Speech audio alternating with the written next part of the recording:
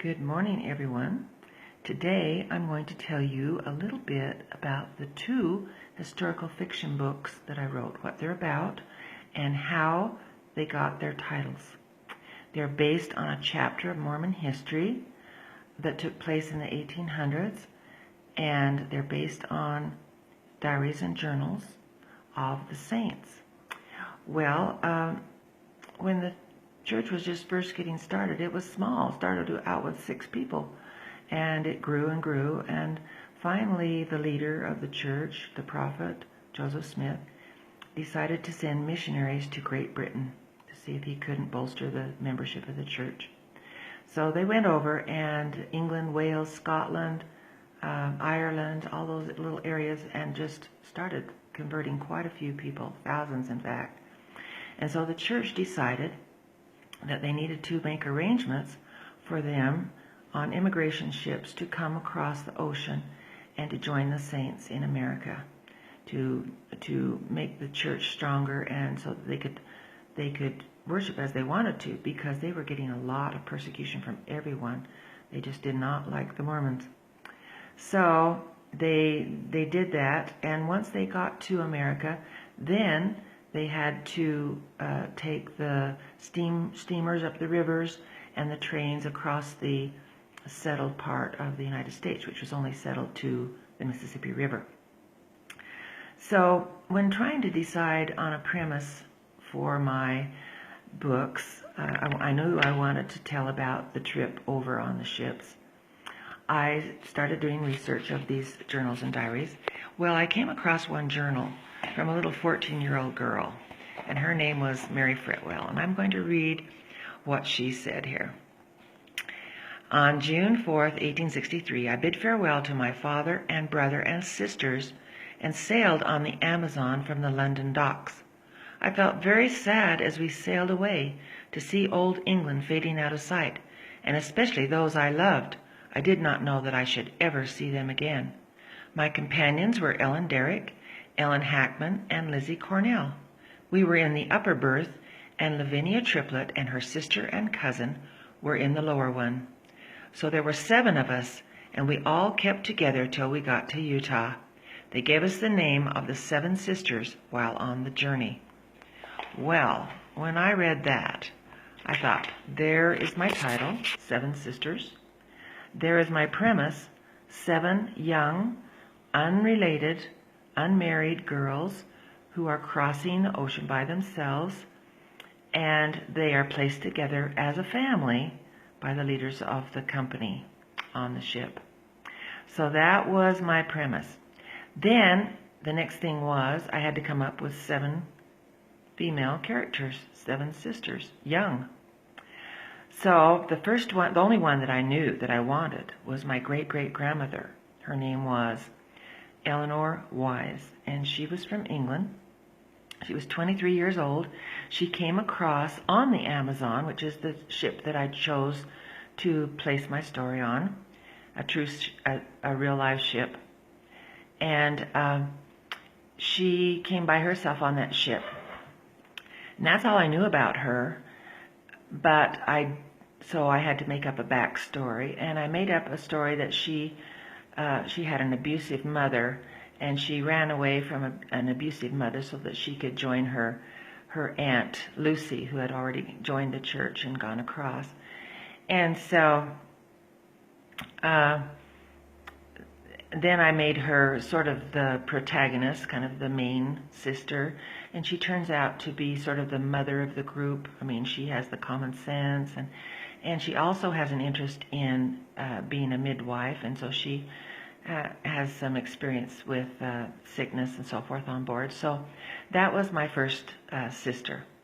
Then I thought, well, maybe I should have somebody that's really rich, raised with a lot of money and pampered and never done any work, just quite spoiled. And so I created a girl named Caroline Cleverly, and she's about 20, and she hears about the church through her grandmother in the country, And she listens to the missionaries, and she wants to join the church. Well, when she tells her fiancé about it, and her parents, they completely reject her and turn their back on her and cut her off without so much as a farthing.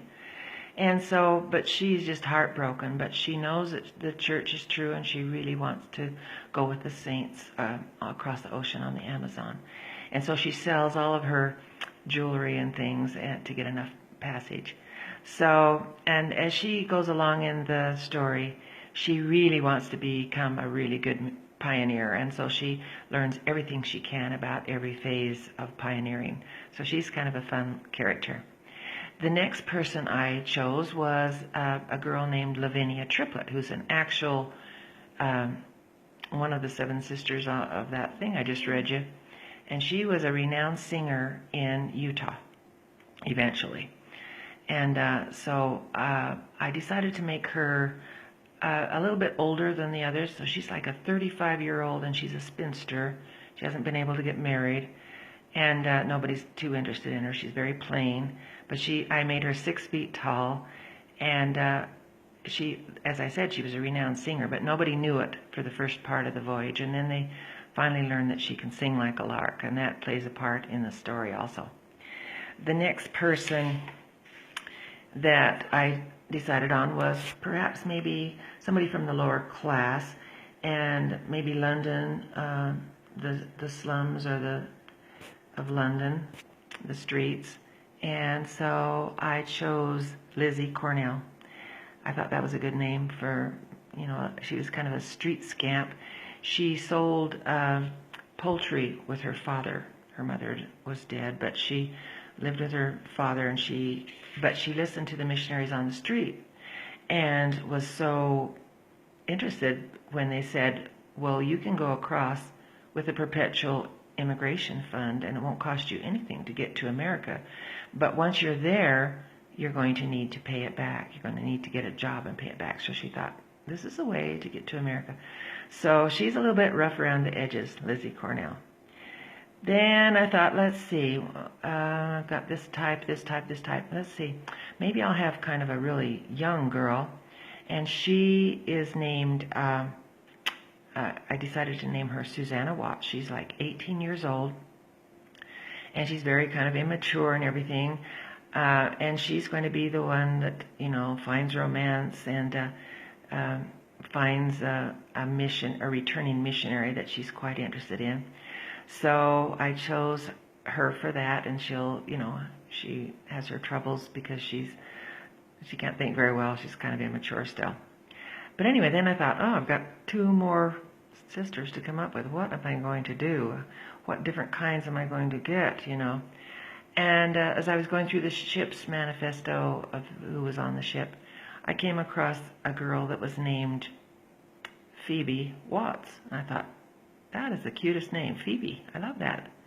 Maybe I'll have Phoebe, and then it just came to me like that.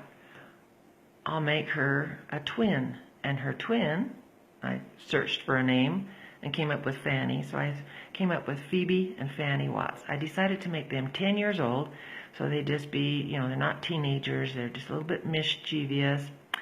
And I would make them be the younger sisters of Susanna Watts, who was going across the ocean to join her mother and older brother, who have already gone before them, and so they're going to meet them once they get over there. So Susanna and Phoebe and Fanny Watts are all going together, and they're quite young. So now the 7 sisters are complete. And then I, through the journals and the diaries of all these ships and the people on these ships, girls, men, everybody, all these diaries and journals, I found a lot of fun, interesting, exciting, scary, dangerous, adventurous, humorous stories. And I took those stories from several different ships, maybe 15 different ships, and I took the very best ones, the most interesting ones, I thought, and I assigned them to each of these 7 sisters, or their the people that they interact with on the ship. So that's where the stories of the different, from the different places came from. So it's a fun story, folks. I wrote, the first one was Seven Sisters, the Voyage, which tells about the voyage. The second one is Seven Sisters from New York getting to Salt Lake City in 1863. So I hope that you will look on Amazon.com and look them up, and you'll enjoy them, I hope. I think for my next video, I'm going to tell you about the boys and the men in the stories, because there are a lot of really interesting manly men, mean men, just all kinds of different ones that will make the men who are reading this and watching it realize that it's a good book. It's not just for girls, it's for boys too. So anyway, till then, over and out.